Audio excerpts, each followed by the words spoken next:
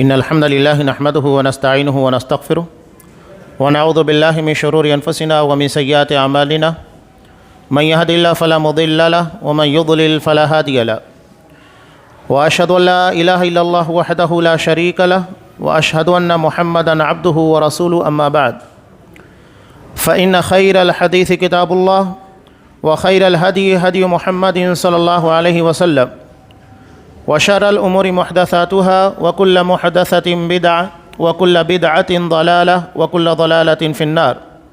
أعوذ بالله السميع العليم من الشيطان الرجيم. بسم الله الرحمن الرحيم. يا أيها الذين آمنوا اتقوا الله حق تقاته ولا تموتن إلا وأنتم مسلمون. يا أيها الناس اتقوا ربكم الذي خلقكم من نفس واحدة وخلق منها زوجها وبث منهما رجالا كثيرا ونساء واتقوا الله الذي تساءلون به والأرحام إن الله كان عليكم رقيبا. يا أيها الذين آمنوا اتقوا الله وقولوا قولا سديدا يصلح لكم أعمالكم ويغفر لكم ذنوبكم ومن يطع الله ورسوله فقد فاز فوزا عظيما. وقال ونزعنا ما في صدورهم من غل إخوانا على سرر متقابلين.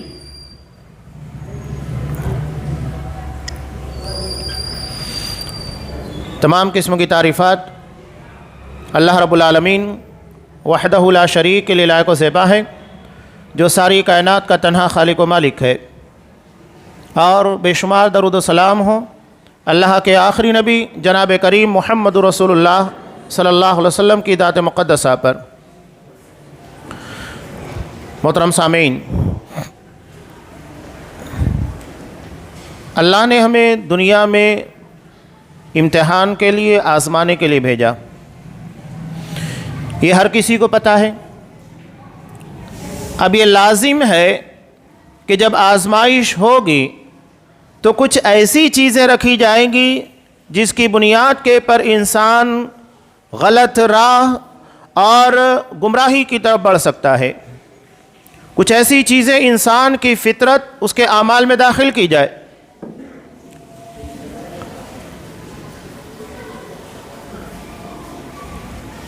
یہ بات ہمارا ازلی دشمن ابلیس بہت اچھے طریقے سے جانتا ہے۔ امام مسلم رحمۃ اللہ علیہ نے کتاب و بدء الخلق کے اندر ایک روایت کو نقل کیا حضرت انس رضی اللہ تعالیٰ عنہ سے۔ اللہ تعالیٰ نے حضرت آدم علیہ السلام کے پتلے کو بنایا اور ایک مدت کے لیے جنت میں سوکھنے کے لیے چھوڑ دیا۔ فجعل ابلیس یطیف بہ، ابلیس اس پتلے کا چکر لگانے لگا۔ وہ یہ جاننا چاہتا تھا کہ اللہ نے کون سی مخلوق کو پیدا کیا ہے، یہ کیا ہے جسے پیدا کیا جا رہا ہے۔ یہاں تک کہ اس پتلے کے اندر داخل بھی ہوا، اس کے بعد اس نے اسے بجا کر دیکھا تو اس میں سے کھن کھن کی آواز آئی، جس طرح کے مٹکا جب اسے آپ بجاتے ہیں تو اس میں سے آواز آتی ہے۔ ابلیس کتنا ذہین ہے، اس کی ذہانت کا پتہ لگتا ہے۔ اس نے ایک جملہ کہا ان اللہ خلق خلقا لا یتمالک، اللہ نے ایک ایسی مخلوق کو پیدا کیا ہے جسے اپنے آپ کے پر قابو نہیں ہوگا، اس لیے کہ وہ اندر سے کھوکھلی ہے۔ اور انسانی زندگی آپ خود دیکھ لیجئے، جب ہم بہت غصے میں ہوتے ہیں اپنے آپ پر قابو نہیں ہوتا ہے، پتہ نہیں کیا کیا کر جاتے ہیں۔ انسان شدید غصے کے عالم میں کیا کیا کر جاتا ہے اسے خود پتہ نہیں۔ حالانکہ غصہ جو ہماری فطرت کے اندر رکھا گیا ہے، یہ اگر اس کے پر قابو پانا سیکھ لیا جائے تو کوئی مہلک نہیں ہے، اور اگر کوئی غلط کام ہو رہا ہے تو اس کے پر غصہ ہونا چاہیے، لیکن یہ غصہ جو غلط جگہ کے پر غلط طریقے سے ہو لوگوں کے لیے مسائل پیدا کرتا ہے۔ نبی کریم صلی اللہ علیہ وسلم کو بھی دیکھے کئی مقامات کے پر جب آپ صلی اللہ علیہ وسلم کے سامنے اس بات کا تذکرہ کیا گیا کہ ایک شخص نے اپنی بیوی کو بیک وقت ایک ہی مجلس کے اندر 3 طلاق دی ہے، تو آپ صلی اللہ علیہ وسلم شدید غصہ ہوئے اور غصے میں کہا کہ میرے ہوتے ہوئے اللہ کی کتاب کے ساتھ کھلواڑ کیا جا رہا ہے۔ یہاں غصہ ہونا لازم ہے۔ اگر غلط کام کے پر غصہ نہیں ہوتے تو اس کا مطلب یہ ہے کہ ہمارا دین، ہماری غیرت مر چکی ہے۔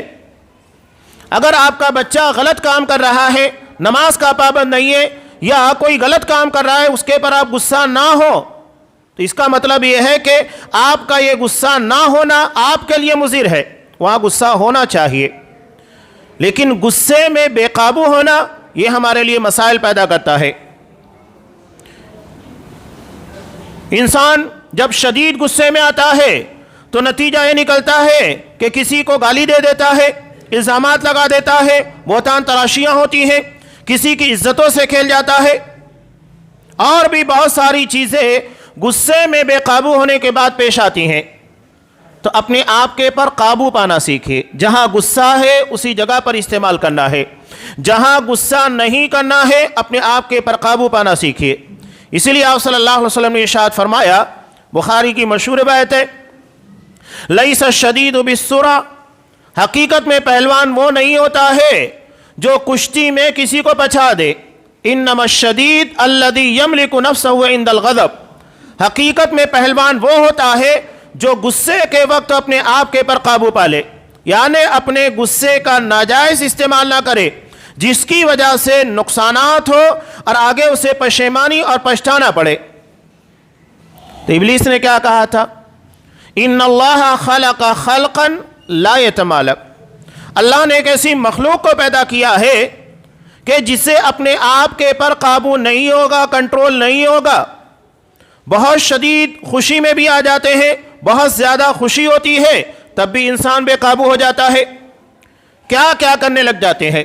شادی بیاہ کے مواقع کے پر دیکھیے اور دیگر مواقع کے پر جہاں ہم یہ دیکھتے ہیں کہ ہمارے لیے کوئی خوشی کا موقع ہے، سیلیبریٹ کرنا ہے، وہاں پر ہمارے نوجوان خاص طور سے بے قابو ہو جاتے ہیں۔ شریعت نے ہمارے لیے حدود رکھی ہیں، ان حدوں کو آپ کراس کرنے کی کوشش مت کیجیے گا۔ ہر چیز جب اپنی حدوں کو کراس کر جاتی ہے تو مسئلہ بن جاتی ہے۔ انسانی جسم میں ہر چیز رکھی گئی۔ آج ہم عام طور سے دیکھتے ہیں کہ شوگر پیشنٹ، حالانکہ شوگر تمام انسانوں کو ہے، ایسا نہیں ہے کہ کسی کو شوگر ہوتی ہے کسی کو نہیں ہوتی ہے۔ جب یہ بے قابو ہو جاتی ہے، اپنی حد کو کراس کر جاتی ہے، تب ہم کہتے ہیں کہ وہ شوگر پیشنٹ ہے، اس لیے کہ اپنی حد کو کراس کر چکی ہے، اب وہ بیماری بن گئی ہے۔ جب اپنی حدود کے اندر ہوتی ہے تو انسان کے لیے نفع بخش ہے، لیکن جب یہ اپنی حدوں کو کراس کر جاتی ہے تو بیماری بن جاتی ہے۔ تو یہی معاملہ انسانی زندگی کی خوشیوں کا ہے، غصے کا ہے، تمام باتوں کا ہے۔ تو انسان کو ان چیزوں کو سمجھنا، اپنے آپ کو سمجھنا بہت ضروری ہے۔ ہمارا دشمن یہ ہمارے بارے میں اتنا علم رکھتا ہے، ہم اپنے آپ کے بارے میں کیوں نہ علم رکھے؟ میں نے شروع میں جو بات کہی تھی، اللہ نے ہم کو آزمانے کے لیے بھیجا، تو آزمائش کی بہت ساری شکلیں ہوں گی۔ ہمارے ساتھ کچھ ایسی باتیں لگا دی گئی ہیں بطور آزمائش کے۔ اللہ یہ دیکھنا چاہتا ہے کہ بندہ ان چیزوں کے بارے میں قابو کر سکتا ہے کہ نہیں اپنے آپ کو۔ اللہ نے ہم کو غصہ بھی دیا، غصے کو قابو کر سکتے ہیں کہ نہیں؟ ہر چیز کے بارے میں اللہ نے یہی چیز ہمیں عطا کی ہے۔ کوئی چیز حد اعتدال کے باہر نہیں جانا چاہیے، یہاں تک کہ عبادتوں کے بارے میں بھی، یہ عبادت کرنا بھی اعتدال کے باہر نہیں ہونا چاہیے، جتنا ہے اتنا ہی کرنا ہے۔ نبی کریم صلی اللہ علیہ وسلم نے جب ایک صحابیہ کے بارے میں دیکھا کہ انہوں نے اپنے گھر میں ایک رسی لٹکا رکھی تھی، کہا کہ یہ کیا ہے؟ انہوں نے کہا کہ اللہ کا رسول، جب میں رات میں عبادت کرتے ہوئے تھک جاتی ہوں تو اسی رسی کو پکڑ کر کھڑی ہو جاتی ہوں تاکہ میری عبادت میں خلل نہ ہو۔ آپ صلی اللہ علیہ وسلم نے کہا کہ اللہ تبارک و تعالیٰ اپنے بندوں پر ان کی طاقت سے زیادہ بوجھ نہیں لاتا۔ جب تم فریش ہو، چستی ہے، تہجد کی نماز ادا کرو، لیکن جب تمہیں لگے کہ تمہارے اوپر سستی طاری ہو چکی ہے، نیند کا غلبہ ہے، تو تمہیں آرام کرنا چاہیے، اس لیے کہ تمہارے اپنے بدن کا بھی حق ہے۔ اللہ نے ہر چیز کا حق رکھا ہے، اعتدال کی حد میں چیزیں رہنا چاہیے، اعتدال کے باہر نہ ہو۔ انسانی زندگی میں 3 بہت بڑی آزمائشیں ہیں، میں انہی 3 چیزوں کے بارے میں آپ کو بتانا چاہتا ہوں۔ علامہ ابن قیم رحمۃ اللہ علیہ نے اس چیز کو نقل کیا کہ انسان کو 3 چیزوں کے بارے میں خصوصی توجہ دینا چاہیے، جس کی بنیاد کے پر بڑی بڑی خطائیں، بڑی بڑی غلطیاں، بلکہ یہ گناہوں کا سرچشمہ ہیں۔ سب سے پہلی چیز ہے تکبر۔ تکبر کی بنیاد کے پر ابلیس کو راندہ درگاہ قرار دیا گیا، حالانکہ اس نے عبادت کرنے کے بعد اپنے آپ کو اتنے اونچے مقام تک پہنچا دیا تھا کہ اللہ نے اسے ملائے اعلیٰ فرشتوں کی جماعت میں شامل کر دیا، حالانکہ وہ فرشتوں میں نہیں تھا، وہ جناتوں میں سے تھا، لیکن عبادت اور تقوی کی بنیاد کے پر اللہ نے اسے فرشتوں کی جماعت میں شامل کیا۔ لیکن تکبر اتنی خطرناک چیز ہے کہ اسے راندہ درگاہ قرار دیا گیا، اور آخر میں نتیجہ یہ نکلے گا کہ جہنم میں تمام جہنمیوں کا سردار ہوگا۔ یہ تکبر ہے۔ دوسری چیز ہے لالچ۔ اسی کی بنیاد کے پر ہمارے باپ حضرت آدم علیہ السلام اور مائی حوا، انہیں جنت کے باہر کر دیا گیا، یعنی لالچ کی بنیاد کے پر جنت سے محرومی ہو سکتی ہے۔ اللہ نے منع کیا کہ اس درخت کے پھل کو نہیں کھانا ہے، لالچ میں آئے، بہکاوے میں آئے، اس درخت کو استعمال کر لیا، نتیجہ یہ نکلا کہ جنت کے باہر کر دیا گیا اور زمین کے پر اتار دیا گیا، حالانکہ توبہ کرنے کے بعد اللہ نے ان کی توبہ کو قبول کر لیا۔ تیسری چیز ہے حسد۔ حسد کی بنیاد کے پر اتنی بڑی بڑی خطائیں اور غلطیاں، قتل اور دیگر بڑے بڑے جرائم انجام پذیر ہوتے ہیں حسد کی بنیاد پر۔ اس کا سب سے پہلا واقعہ حضرت آدم علیہ السلام کے 2 بیٹے حابیل اور قابیل کے درمیان پیش ہوا۔ حسد کی بنیاد کے پر سب سے پہلا قتل روئے زمین کے پر ہوا، حسد۔ میں یہ صرف جھلکیاں دے رہا ہوں، کچھ تفصیل انشاءاللہ آگے بتا رہا ہوں۔ تو 3 چیزیں ہیں، تکبر، لالچ اور حسد۔ علامہ ابن قیم رحمۃ اللہ علیہ نے کہا کہ مسلمانوں کو ان تینوں چیزوں کے بارے میں خصوصی توجہ دینا چاہیے، بچنے کی کوشش کرنا چاہیے۔ یہ تمام کے تمام برائیوں کی جڑ اور بنیاد ہے۔ تکبر نے ابلیس کو راندہ درگاہ قرار دیا، لالچ کی بنیاد کے پر ہمارے ماں باپ حضرت آدم حضرت حوا کو جنت کے باہر کیا گیا، جنت سے محرومی نتیجے میں آئی، اور حسد کی بنیاد کے پر دنیا میں سب سے پہلا قتل ہوا۔ یہ 3 بڑے بڑے جرائم ہیں۔ سب سے پہلی چیز تکبر۔ تکبر، اس کی تعریف نبی کریم صلی اللہ علیہ وسلم نے خود بیان کی۔ تکبر یہ نہیں ہے جیسا کہ آپ صلی اللہ علیہ وسلم نے جب ارشاد فرمایا، مسلم کی روایت حضرت عبداللہ ابن مسعود رضی اللہ تعالیٰ عنہ سے مروی کہ لا يدخل الجنہ من کان فی قلبہ مثقال ذرۃ من کبر، کہ جس آدمی کے دل میں ایک رائی کے دانے کے برابر بھی کبر ہوگا، تکبر ہوگا، گھمنڈ ہوگا، اللہ اسے اپنی جنت میں داخل نہیں کرے گا۔ اب صحابہ نے کہا کہ اللہ کا رسول، ایک شخص یہ چاہتا ہے کہ اس کے کپڑے اچھے ہوں، اس کے جوتے اچھے ہوں، تو انسان کی اپنی پسند ہے۔ تو آپ صلی اللہ علیہ وسلم نے ارشاد فرمایا، ان اللہ جمیل یحب الجمال، اللہ جمیل ہے، بہت خوبصورت ہے، اور وہ خوبصورتی کو، حسن کو پسند کرتا ہے۔ تو یہ ساری چیزیں کہ انسان کے کپڑے اچھے ہوں، جوتے اچھے ہوں، اچھی گاڑیاں استعمال کرے، مکان اچھا بنا کر رکھے، یہ تکبر نہیں ہے۔ تکبر جو آپ صلی اللہ علیہ وسلم نے بیان کیا، جو انسان کے لیے مہلک ہے، مضر ہے، نقصان دہ ہے، وہ یہ ہے الکبر بطر الحق وغمط الناس۔ تکبر یہ ہے کہ حق بات کو، سچائی کو، حقانیت کو ٹھکرا دینا، میں نہیں مانتا، اور لوگوں کو حقیر سمجھنا، یہ تکبر کی اصل تعریف ہے۔ ایک کا تعلق اللہ تبارک و تعالیٰ کے دین، اس کی شریعت، اس کے احکامات سے ہے، اور دوسرے کا تعلق بندوں سے ہے، حقوق العباد سے ہے۔ اگر آپ کے سامنے قرآن کی کوئی آیت پیش کی جائے، حدیث پیش کی جائے، شریعت کا کوئی حکم پیش کیا جائے، آپ اگر یہ کہہ کہ میں اسے نہیں مانتا، اس کا مطلب کیا ہے؟ آپ دراصل اس حدیث کو نہیں بلکہ اللہ تبارک و تعالیٰ کے فرمان کو ٹھکرا رہے ہیں، اور اللہ کے فرمان کو ٹھکرانے کا مطلب یہ ہے کہ آپ نعوذ باللہ اللہ تبارک و تعالیٰ کی شریعت، اس کے دین سے اپنے آپ کو بڑا سمجھتے ہیں۔ اور یہ چیز پریکٹیکلی عملی طور پر ہماری زندگی میں شامل ہے، جہاں بہت سارے مواقع کے پر ہم یہ ثابت کرتے ہیں عملاً کہ نہیں، اللہ کے دین کی وہ اہمیت نہیں ہے۔ آپ جب رشتے کے بارے میں بات کیجئے، شادی بیاہ کے مواقع کے پر، دیگر مواقع پر باتیں کیجئے، اسلام صرف ہماری اپنی مسجد کے اندر تب محدود نہیں ہے، بلکہ یہ ہماری زندگی کی آخری سانس تک، جب تک ہماری زندگی کی آخری سانس باقی ہے، اسلام باقی ہے۔ اللہ نے صاف کہا وَاعْبُدْ رَبَّكَ حَتَّى يَأْتِيَكَ الْيَقِينُ، اپنے رب کی عبادت کیجئے جب تک کہ موت نہ آ جائے۔ جب تک موت نہیں آ جاتی ہے، انسان کے معاملات اور اس کے اعمال کا سلسلہ ختم نہیں ہوتا۔ بہت سارے لوگ کہتے ہیں کہ اب تو بڑھاپا آ گیا ہے، ریٹائر ہو گئے ہیں، فری ہو گئے ہیں۔ نہیں، اللہ کہتا ہے کہ جب تک موت نہیں آتی کام پر لگے ہوئے ہو، تمہیں اپنے مشن کے پر جنت کی تعمیر کے لیے قبر کی زندگی اور دیگر سارے معاملات کی تیاری کرتے رہنا ہے۔ جب تک موت نہیں آ جاتی ہے اپنے کام کے پر عبادت میں لگے ہو، مصروف ہو۔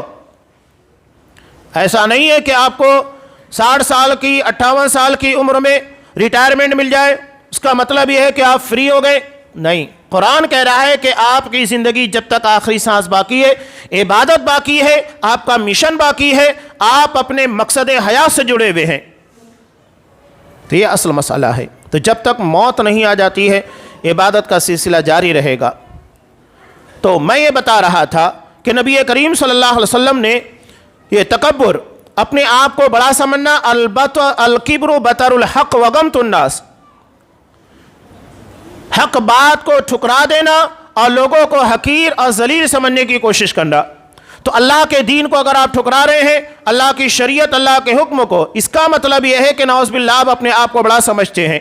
چاہے آپ اپنی برادری کو آگے لے کر آئیں، رسومات کو آگے لے کر آئیں، خرافات کو لے کر آئیں، بدعتی اپنی بدعات کو آگے لے کر آئیں، مشرکین قبروں کے بارے میں بہت ساری خرافات کو آگے لے کر آئیں، یہ سب وہی چیزیں ہیں جو حق بات کو ٹھکرانے کے مترادف ہے اور لوگوں کو حقیر سمجھنا۔ کس بنیاد کے پر؟ آج ہم کسی کو اگر دنیاوی اعتبار سے حقیر سمجھ رہے ہیں، ہو سکتا ہے کہ اللہ کی نگاہ میں ہم سے کہیں زیادہ بہتر ہو، یا جسے ہم باعزت سمجھ رہے ہیں اللہ کی نگاہ میں انتہائی ذلیل ہو۔ بخاری کی روایت ہے حضرت سہل بن سعد رضی اللہ تعالیٰ عنہ سے مروی، لوگوں کی اپنی نگاہوں کا، سوچ کا کوئی اعتبار اللہ کے یہاں پر نہیں ہے۔ ہاں، ہمارے یہاں پر جو ظاہری چیزیں دیکھی جاتی ہے، اللہ کے یہاں پر وہ چیزیں نہیں دیکھی جاتی۔ نہ کسی کی امیری دیکھی جاتی ہے، نہ کسی کی غریبی دیکھی جاتی ہے، نہ کسی کی عزت، شہرت، مقبولیت، کچھ نہیں۔ اللہ کی نظر دل کے پر ہوتی ہے، تقوی اسی مقام پر ہوتا ہے۔ آپ صلی اللہ علیہ وسلم بیٹھے ہوئے تھے، ایک صحابی کا گزر ہوا، اور جن کی دنیا میں کافی عزت تھی، مالداری کی بنیاد پر، دیگر چیزوں کی بنیاد پر، آپ صلی اللہ علیہ وسلم نے اصحاب کرام سے پوچھا ما رأیک فی ھذا، اس کے بارے میں تمہاری کیا رائے ہے؟ ایک شخص کا گزر ہوا تو پوچھا کہ اس کے بارے میں تمہاری کیا رائے ہے؟ صحابہ نے کہا کہ اللہ کا رسول، یہ اتنا باعزت ہے کہ اگر کسی جگہ کے پر پیغام نکاح بھیجے لوگ فوراً اس کی بات مان لیں گے، اگر کسی کے بارے میں سفارش کرے، کچھ بات کہے، کچھ منوانا چاہے، لوگ فوراً اس کی بات مان لیں گے، اور اگر وہ کہنے لگ جائے تو سارے لوگ خاموش ہو جائیں گے کہ یہ کہہ رہا ہے۔ اتنی عزت ہے۔ آپ صلی اللہ علیہ وسلم نے کچھ نہیں کہا۔ اس کے بعد ایک اور شخص کا گزر ہوا، آپ صلی اللہ علیہ وسلم نے اصحاب کرام سے پھر پوچھا اس آدمی کے بارے میں تمہاری کیا رائے ہے؟ صحابہ نے کہا کہ اللہ کا رسول، یہ تو بڑا چھوٹا آدمی ہے، اگر کہیں پیغام نکاح بھیجے کوئی اس کا پیغام قبول نہیں کرے گا، اگر کسی کی سفارش کرے تو کوئی اس کی بات نہیں مانے گا. اتنا زیادہ گیا گزرا ہے. یہ لوگوں کا اپنا نظریہ ہے جو اس حدیث کے اندر بیان کیا گیا. اب آپ صلی اللہ علیہ وسلم کا فیصلہ کیا ہے؟ آپ صلی اللہ علیہ وسلم نے کہا یہ بعد والا شخص جس کے بارے میں تم لوگوں نے یہ رائے دی کہ یہ ایسا ہے کہ پیغام نکاح بھیجے تو قبول نہ کیا جائے, کوئی سفارش کرے تو اس کی سفارش کو رد کر دیا جائے.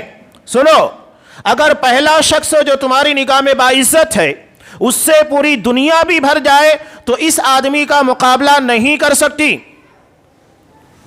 سوچئے کہ لوگوں کے ذہن و دماغ کے اندر, لوگوں کے درمیان جو باتیں کسی کے تعلق سے, جو نظریہ, جو سوچ ہے, آپ صلی اللہ علیہ وسلم نے کلی طور پر اس کا رد کیا.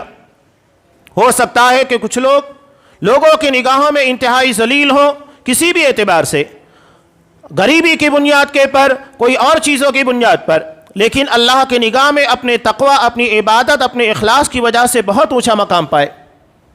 تو کسی کو ذلیل نہیں سمجھنا چاہیے, یا کسی کو بے عزت اور ذلیل کرنے کی کوشش نہیں کرنا چاہیے. آپ اگر کسی کو عزت نہیں دے سکتے تو شریعت نے آپ کو بے عزت اور ذلیل کرنے کا بھی اختیار نہیں دیا ہے. تو یہ ہے تکبر, حق بات کو ٹھکرا دینا اور لوگوں کو حقیر اور ذلیل کرنے کی کوشش کرنا, یہ اصل میں تکبر ہے.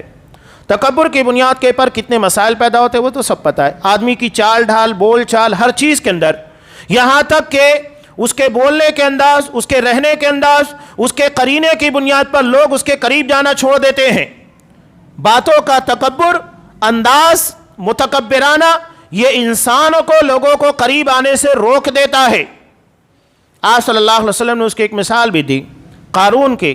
اللہ نے جسے دنیا میں بڑی دولت عطا کی تھی, بہت بڑا فالٹ اور غلطی اس کی کیا تھی؟ اس نے اپنی ان ساری نعمتوں کو, ساری دولتوں کو اللہ کی طرف منسوب کرنے کے بجائے اپنی ذات کی طرف منسوب کیا. وہ کہنے لگا انما اوتیتہ علی علم عندی, یہ سب میں نے اپنی محنت, اپنے علم, اپنی صلاحیت کی بنیاد کے پر, اپنی محنت کی بنیاد پر حاصل کیا ہے. جبکہ اسے یہ کہنا چاہیے کہ یہ میرے رب کا فضل ہے, یہ سب اللہ نے عطا کیا ہے. اس نے خطا کی, اس کی سوچ کی خطا تھی.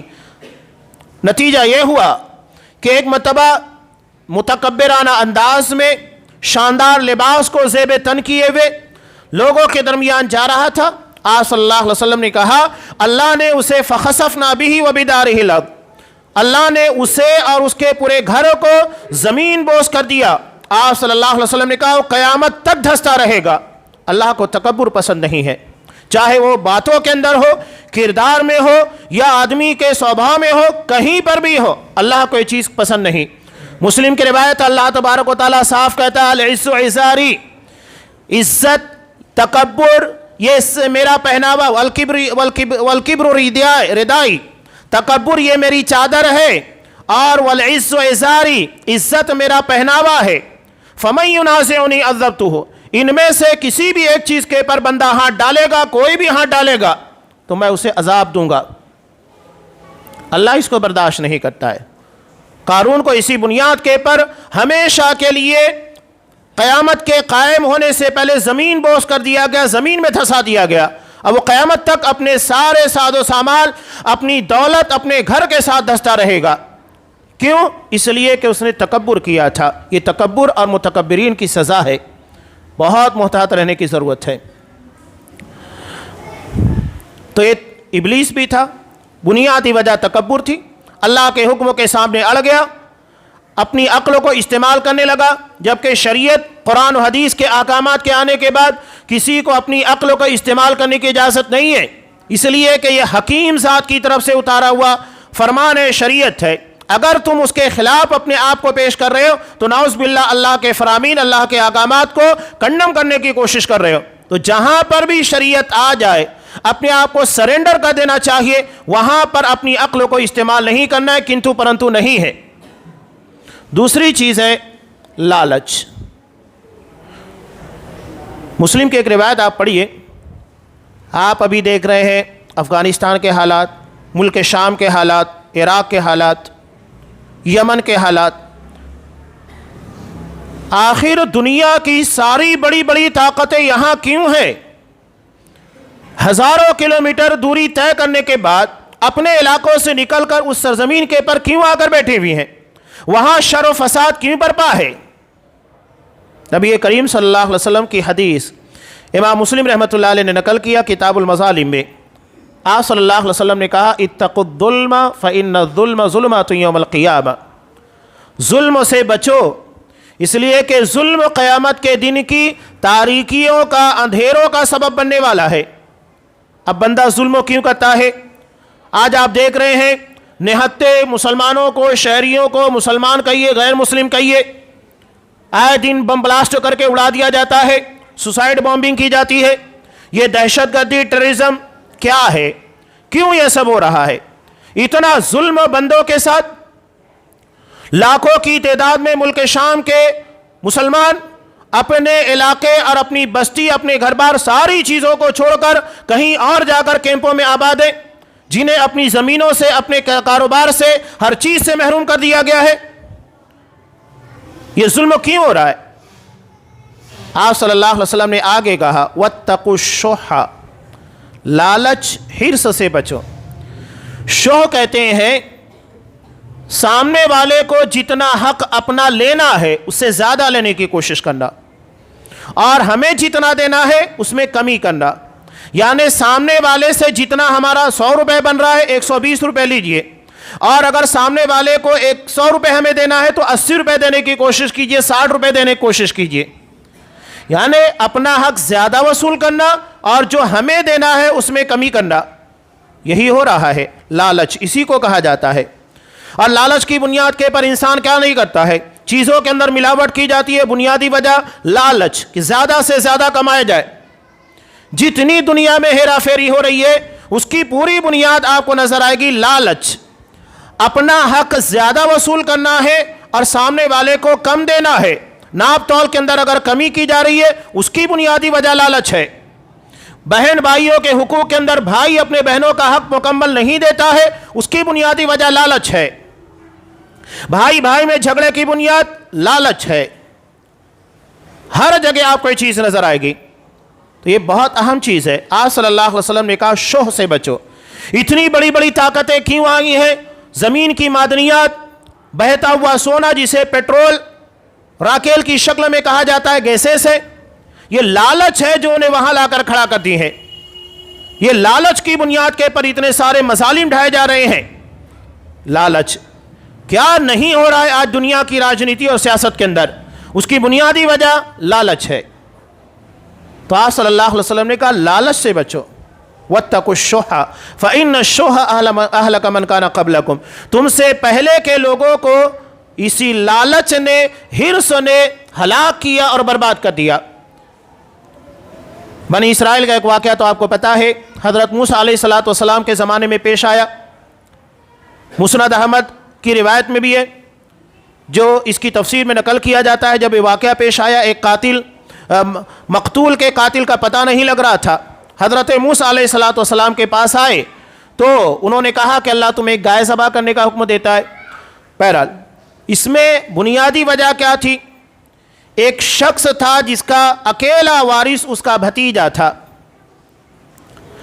اب بھتیجا منتظر تھا کہ چچا مرے تو اس کی دولت میرے ہاتھ آ جائے، لیکن چچا مر نہیں رہا تھا۔ لالچ نے اسے قتل کے پر آمادہ کیا۔ اس نے اپنے چچا کا مرڈر کیا، مرڈر کرنے کے بعد، قتل کرنے کے بعد لاش کو کسی اور کے دروازے کے پر لے جا کر پھینک دیا تاکہ اس گناہ کے بارے میں یہ بچ جائے اور اس کا گناہ کسی اور کے سر کے پر لا دیا جائے۔ لیکن اللہ نے اپنے نبی کے ذریعے اس کے راز کو اوپن کر دیا، اس کی پول کو کھول دیا گیا، گائے کو ذبح کیا گیا۔ ذبح کرنے کے بعد جب اس کا ایک حصہ مقتول کے پر لگایا گیا، زندہ ہوا اور اس نے اپنے قاتل کا پتہ بتایا، پھر مر گیا۔ لالچ کی بنیاد کے پر کیا ہلاکت پیش آئی؟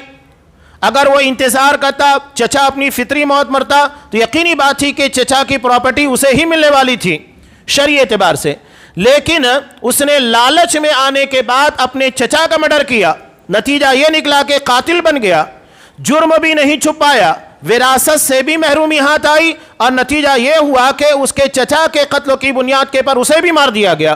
نہ مال ہاتھ میں آیا، نہ عزت، کوئی چیز ہاتھ نہیں لگی۔ یہ لالچ ہے، اس لیے آپ صلی اللہ علیہ وسلم نے منع کیا واتقوا الشح، لالچ سے اپنے آپ کو بچاؤ، اس لیے کہ تم سے پہلے کے لوگوں کی تباہی اور بربادی کی وجہ لالچ تھی۔ یہ بہت اہم چیز۔ تیسری چیز علامہ ابن قیم رحمۃ اللہ علیہ نے جو بیان کی وہ ہے حسد۔ جہاں بہت ساری چیزوں سے پناہ طلب کی گئی ہے، اس میں سورہ فلق کے اخیر میں آپ دیکھیے وَمِن شَرِّ حَاسِدٍ اِذَا حَسَد، حسد کرنے والوں کے شر سے پناہ طلب کی گئی ہے، اللہ سے پناہ مانگی جا رہی ہے۔ اس کا مطلب یہ ہے کہ حسد کی بنیاد کے پر انسان کو کتنے شدید نقصانات ہو سکتے ہیں، حاسدانہ نگاہیں کتنی خطرناک ہوتی ہیں۔ قرآن مجید انسان کی نگاہوں کے اثرات بہت خطرناک ہوتے ہیں، بہت خطرناک۔ بچے کو دیکھ لیجئے، اگر آپ بچے کو محبت کے ساتھ دیکھیے مسکرانے لگتا ہے، لیکن اسی بچے کو آپ گھورنے لگ جائیے، رونے لگ جاتا ہے، ڈر جاتا ہے۔ یہ نگاہوں کے تاثر ہوتے ہیں، آنکھوں کے اثرات ہیں جو چھوٹے سے بچے کے پر اتنے خطرناک طریقے سے پڑتے ہیں۔ وہ شعاعیں جو حاسدانہ طور پر ہماری نگاہوں سے نکلتی ہے، یہ ہم دیکھ نہیں پاتے، لیکن جس کے پر اثر کرتی ہے، نظر بد کس کو کہا جاتا ہے؟ یہ وہی حاسدانہ نظر ہوتی ہے جو سامنے والے کے پر اپنا اثر چھوڑ دیتی ہے۔ ایک صحابی، اللہ نے جسم بڑا خوبصورت عطا کیا تھا، نہا رہے تھے، نظر بد کا شکار ہوئے، فوری طور پر بیمار ہو گئے۔ اتنا خطرناک اثر ہوتا ہے، اس لیے آپ صلی اللہ علیہ وسلم نے کہا کہ اگر تمہیں کوئی چیز اچھی لگے فوری طور پر کہو ماشاء اللہ لا قوت الا باللہ، فوری طور پر، تاکہ نظروں کی تاثیر سامنے والے کے پر غلط طریقے سے نہ پڑے۔ یہ نظر کا اثر ہوتا ہے۔ قرآن مجید نے نبی کریم صلی اللہ علیہ وسلم کے تعلق سے ایک بہت اہم بات بیان کی۔ مشرکین کو آپ صلی اللہ علیہ وسلم سے شدید حسد تھی۔ قرآن کہتا ہے کہ یُزْلِقُونَکَ بِأَبْصَارِهِمْ لَمَّا سَمِعُوا الذِّکْرَ، یہ ایسے آپ کو دیکھتے ہیں کہ اپنی نگاہوں سے آپ کو گرا دیں، یعنی دیکھنے کا انداز اتنا خطرناک ہوتا ہے کہ آپ صلی اللہ علیہ وسلم اس نظر کی بنیاد کے پر گر جائے، لیکن اللہ سنبھالے ہوئے ہے۔ جب بھی وہ اللہ کا ذکر اور آپ کو اللہ کے دین کی تبلیغ کرتے ہوئے دیکھتے ہیں، ان کی نگاہوں کے اندر ایسا حاسدانہ جذبہ پیدا ہوتا ہے۔ یہ بہت خطرناک چیز ہے۔ اور حسد کی بنیاد کے پر جیسا کہ میں نے کہا کہ دنیا کا پہلا قتل اسی حسد کے جذبے کی بنیاد پر ہوا۔ مسئلہ یہ تھا کہ اس وقت ہماری اپنی جو شریعت ہے کہ ایک سگا بھائی اپنی سگی بہن سے نکاح نہیں کر سکتا، اگر یہ قانون حضرت آدم علیہ السلام کی شریعت میں ہوتا تو آج دنیا میں نسل آدم پائی ہی نہیں جاتی، اس لیے کہ سب سگے بھائی بہن تھے، سب حضرت آدم اور مائی حوا کی اولاد تھے۔ تو اس وقت ہماری اپنی شریعت کے اعتبار سے یہ حکم نہیں تھا، سگا بھائی سگی بہن سے نکاح کر سکتا تھا، لیکن مسئلہ یہ تھا کہ بیک وقت ایک لڑکا اور ایک لڑکی پیدا ہوتے، اس کے بعد دوسرے ٹرموں کے اندر پھر ایک لڑکا ایک لڑکی، تو یہ کیا جاتا کہ پہلے ٹرموں کے لڑکے کو دوسرے ٹرموں کی لڑکی کے ساتھ نکاح کر دیا جاتا اور دوسرے ٹرموں کے لڑکے کو پہلے ٹرموں کی لڑکی کے ساتھ۔ اب قابیل کے ساتھ جو لڑکی پیدا ہوئی تھی خوبصورت تھی، اور حابیل کے ساتھ جو لڑکی پیدا ہوئی وہ خوبصورت نہیں تھی۔ اب اس اعتبار سے حابیل کے ساتھ پیدا ہونے والی لڑکی کو قابیل کے ساتھ بیاہ نہ تھا، لیکن وہ حسد کا شکار ہوا، اور اسی بنیاد کے پر حالانکہ معاملہ یہ ہوا کہ دونوں کو نذر پیش کرنے کا حکم ہوا، اللہ نے حابیل کی نذروں کو قبول کیا، یعنی حابیل کی ہی بات مانی جائے گی کہ اس کا نکاح جو رول چل رہا ہے اسی اعتبار سے ہوگا۔ اب اس نے حسد کے جذبے میں آنے کے بعد اپنے بھائی کا قتل کر دیا۔ آپ صلی اللہ علیہ وسلم نے کہا، بخاری کی روایت، دنیا میں قیامت تک جتنے قتل ہوں گے اس قتل کا ایک حصہ قابیل کے سر کے پر لادا جائے گا۔ کیوں؟ فَإِنَّهُ أَوَّلُ مَنْ سَنَّ الْقَتْلَ، اس لیے کہ اس نے دنیا میں سب سے پہلے قتل کرنے کی سنت اور طریقے کو جاری کیا، اس سے پہلے کبھی قتل نہیں ہوا تھا۔ یہ حسد۔ آپ اگر حضرت یوسف علیہ السلام کا پورا واقعہ پڑھیں گے، پورے واقعے کے اندر آپ کو کیا نظر آئے گا؟ حضرت یوسف علیہ السلام اپنے بھائیوں کے حاسدانہ جذبے کے شکار ہو گئے۔ جب انہیں یہ محسوس ہو گیا کہ حضرت یوسف علیہ السلام کو اللہ نے کچھ الگ صلاحیتیں عطا کی ہیں، ان کا مقام ہم سے کہیں زیادہ بلند ہے، ہمارے اپنے باپ کی نگاہ میں ہمارے بھائی کا مقام زیادہ ہے، ہمارے باپ انہیں زیادہ چاہتے ہیں، اور یہی جذبہ انہیں اپنے بھائی کو کنویں میں ڈالنے کا ذریعہ بن گیا، لیکن اللہ نے وہاں سے اپنا کھیل کھیلا، اس کی اپنی تدبیر تھی۔ کنویں میں ڈالے گئے، وہاں سے مصر پہنچے، اور مصر سے اللہ نے انہیں تخت تک پہنچا دیا۔ جنہیں زمین میں کنویں کے اندر ڈالا جا رہا تھا، اسی وقت اللہ نے تو کہا تھا کہ ایک وقت ایسا آئے گا کہ آپ اس واقعے کے بارے میں اپنے بھائیوں کو بتائیں گے، لیکن انہیں پتہ نہیں ہوگا، وہم لا یشعرون، وہ بھول چکے ہوں گے کہ ہم نے اپنے بھائی یوسف کے ساتھ کیا کیا تھا۔ اور وہی ہوا مصر میں، جب حضرت یوسف کو اللہ نے حکمرانی عطا کی، یہ سامنے بھکاری بن کر آئے۔ اس وقت حضرت یوسف نے کہا کہ تمہیں پتہ بھی ہے کہ تم نے یوسف اور اس کے بھائی کے ساتھ کیا کیا ہے؟ تب ان کے ہوش ٹھکانے آئے کہ اس واقعے کے بارے میں سوائے یوسف کے اور ہمارے کسے بھی خبر نہیں تھی۔ اسی لیے انہوں نے حیرت کے ساتھ کہا اَأَنْتَ یوسف، کیا آپ ہی یوسف ہیں؟ کہا کہ ہاں میں یوسف ہوں۔ مکافات عمل، انسان اگر کسی کو نیچا کرنا چاہے اللہ دنیا میں اس کو ذلیل کر دیتا ہے، اور اللہ کے سامنے اگر آپ خاکساری تواضع اختیار کریں گے اللہ آپ کو اتنا عزیز بنا دے گا۔ ہر چیز بالکل خلاف سمت میں جاتی ہے۔ آپ اللہ کے سامنے عاجزی اختیار کریں گے، من تواضع للہ الا رفعہ اللہ، آپ صلی اللہ علیہ وسلم نے کہا جو اللہ کے لیے تواضع اختیار کرے گا اللہ اسے رفعت بلندی عطا کرے گا۔ اور اگر ہم متکبر اپنے آپ کو بڑا سمجھنے کی کوشش کریں گے، لوگوں کو نیچا گرانے کی کوشش کریں گے، تو نتیجہ یہ ہوگا کہ ہم نیچے ہوں گے اور وہ اوپر ہوگا جسے ہم نیچے کرنا چاہ رہے تھے۔ یہ حضرت یوسف علیہ السلام کا واقعہ، تو یہ حسد کا معاملہ ہے۔ اور یہی بات اگر بھائیوں کے درمیان، رشتہ داروں کے درمیان، اور خاص طور سے خواتین کے درمیان جب رشتہ داریاں ہوتی ہیں، بہنوں کے درمیان یا بھابھی ہے، نند ہے، ان لوگوں کے درمیان، ساس بہو کے درمیان یہ چیزیں جب پنپتی ہیں تو بھی زندگی کا پورا مزہ بگڑ جاتا ہے۔ نتیجہ کیا ہوتا ہے سب کے سامنے ہے، ہنستا کھیلتا کھیل گھر آپ دیکھیے جہنم بن جاتا ہے۔ اس کی بنیادی وجہ یہ ہے کہ حسد، اسی لیے منع کیا گیا ہے۔ ان تین چیزوں کے بارے میں انسان کو کنٹرول کرنا سیکھنا ہے، تکبر، لالچ اور حسد۔ یہ انسانی زندگی کو خراب کرنے، تباہ کرنے والی چیزیں۔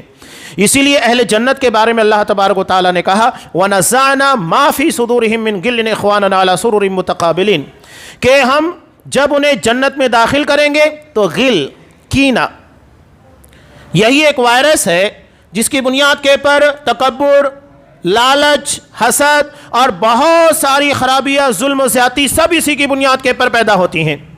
تو اس وائرس کو نکال لیا جائے گا، اس کے بعد جنت میں داخل کیا جائے گا۔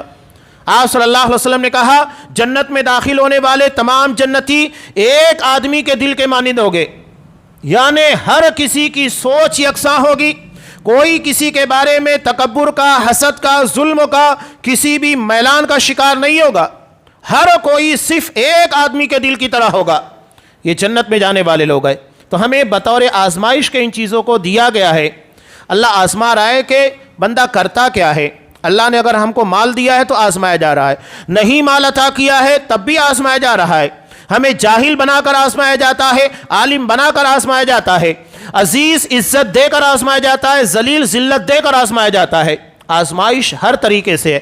جب یہ دارالامتحان ہے تو آزمائش کی مختلف شکلیں بھی ہمارے سامنے رہے گی۔ تو یاد رکھیے گا یہ تین بنیادی چیزیں، اور اسی کے جلوں میں آپ کو بہت ساری چیزیں نظر آئے گی، تکبر، حسد اور لالچ۔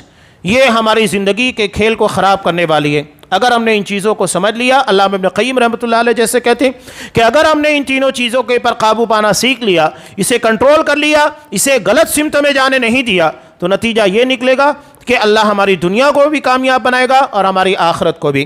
ہمارے جتنے معاملات کی خرابیاں ہیں غور کریں گے تو تینوں چیزوں میں سے کوئی ایک چیز ہوگی جو ہماری زندگی کو خراب کر رہی ہے، بگاڑ رہی ہے اور ہمارے معاملات کے تباہ کرنے کا ذریعہ ہے۔ اللہ تبارک و تعالیٰ سے دعا ہے کہ پروردگار بطور آزمائش کے تو نے چیزیں ہم کو عطا کی ہے، صحیح ہے، لیکن ان چیزوں کے پر ہمیں قابو پانے کی توفیق عنایت فرما، ہمیں تکبر سے، حسد سے، لالچ اور اس کے ضمن میں جتنی خرابیاں ہیں ان ساری خرابیوں سے اور گناہ سے، ظلم و ستم سے ہماری زندگی، ہمارے معاملات کو محفوظ رکھ، جب تک ہمیں دنیا میں رکھ، اسلام کے پر رکھ اور ہمارا خاتمہ ایمان کے پر فرما، آمین۔ بارک اللہ لنا ولکم فی القرآن العظیم ونفعنی وإیاکم بالآیات والذکر الحکیم، انہ تعالی جواد کریم ملک بر رحیم۔